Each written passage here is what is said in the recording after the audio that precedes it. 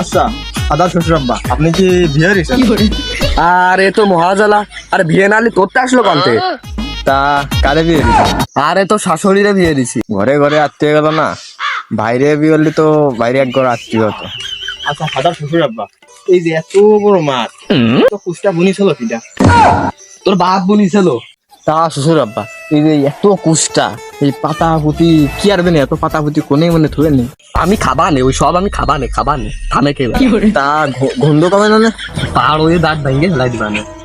আল্লাহ রে বড় জামাই রে আমি কি অর্ব মহাজালাই পড়েছি। তা শ্বশুর আব্বা যদি বারো আমার দাঁত ভেঙে দেন, তাহলে আমি শ্বশুর বাড়িতে গোশ খাওয়া নি কি রে? আরে আল্লাহ রে এই বলো জামাই রে কি অর্ব রে। আচ্ছা শ্বশুর আব্বা, আপনি কাঁদতেছেন না আসতেছেন? এই বলদ জামাইয়ের কাছে মায়ের বিয়ে দিয়ে আমি ছাই খাইছি, গু খাইছি। আচ্ছা শ্বশুর আব্বা, আপনি কি একটি সাইকা দিয়ে গেলেন? আমার এক কলি তো আমি আপনার বাড়ির 2 বস্তা চাল ফেটা দিতাম। মিষ্টানে সাইকা দিয়েছে। পাড়ই মেরে ফেলাই দেবো। আরে আমারই দোষ, তাই না? তোমার মেয়ে তো আমার কাছে মাসে মাসে টাকা চাই। তোর কাছে কয়টা চাইছে তাই তো তুই আমার গরম দিচ্ছিস।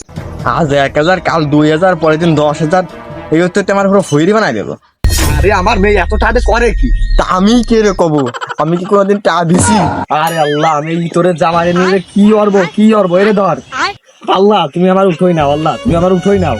আমি সকল শ্বশুর ফাদারকে বলি মেয়ে বিয়ে দেওয়ার আগে সওয়াল দেখে নেবেন, মানানসই হয় কিনা, বুকা বলদ কিনা, এগুলো দেখে নেবেন। বুঝছি শ্বশুর ফাদার আব্বা, আপনি কি যাত্রাপালা করতেছেন নাই?